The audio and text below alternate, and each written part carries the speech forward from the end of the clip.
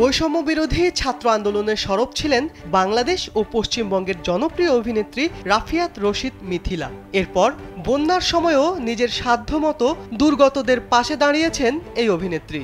আন্দোলন ও বন্যার বিষয়ে সম্প্রতি একটি গণমাধ্যমে নিজের বক্তব্য জানিয়েছেন মিথিলা। নতুন বাংলাদেশে তিনি চান ক্ষমতার অপব্যবহার যেন না হয়। মিথিলা জানান, অন্যায় দেখলে তিনি প্রতিবাদ করবেন, এটি তার শিক্ষা। তিনি শিক্ষার্থীদের মারতে দেখেছেন, তাই প্রতিবাদ করেছেন। অভিনেত্রী বলেন, আমার মনে হয় সবারই অন্যায় দেখলে প্রতিবাদ করা উচিত, তাহলেই ভালো কিছু হবে। এই আন্দোলনের জন্য শিক্ষার্থীদের ধন্যবাদ জানিয়ে মিথিলা বলেন, ওয়ালটন ফ্যানের অ্যারোডাইনামিক ব্লেড ঘরের কোনায় কোনায় ঠান্ডা বাতাস ছড়িয়ে হাওয়া বদলে নেয়। মূল আন্দোলনটা করেছেন শিক্ষার্থীরাই। ধন্যবাদ ও ভালোবাসা পাওয়ার কৃতিত্ব তাদের। আমরা সমর্থন করেছি, চেষ্টা করেছি তাদের পাশে থাকার। তিনি আরও বলেন, অন্যায় দেখলেই প্রতিবাদ করতে হবে, তাহলেই সুন্দর হবে দেশ।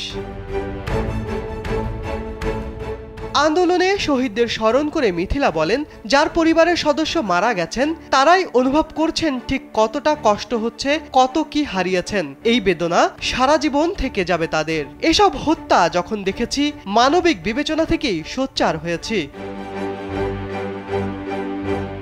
বর্তমান বাংলাদেশ নিয়ে প্রত্যাশার বিষয়ে মিথিলা জানিয়েছেন, তিনি চান অন্যায় যেন না হয়, বিনা কারণে মানুষ যেন আর মারা না যায়, ক্ষমতার অপব্যবহার যেন না হয়। অভিনেত্রী বলেন, সাম্যের দেশ হোক, সবাই যেন সমান অধিকার পায়।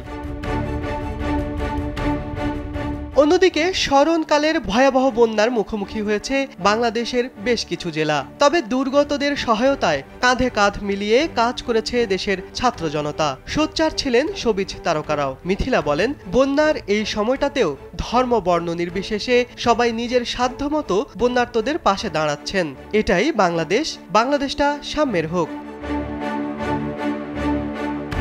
অভিনেত্রী আরও বলেন, আমি আমার সাধ্যমতো করার চেষ্টা করছি। যখনই বন্যা হয় চেষ্টা করি কিছু করতে, এবারও করছি, যতটুকু পারছি করছি।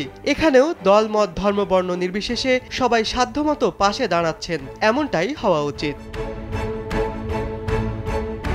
শিবলি আহমেদ, কালবেলা।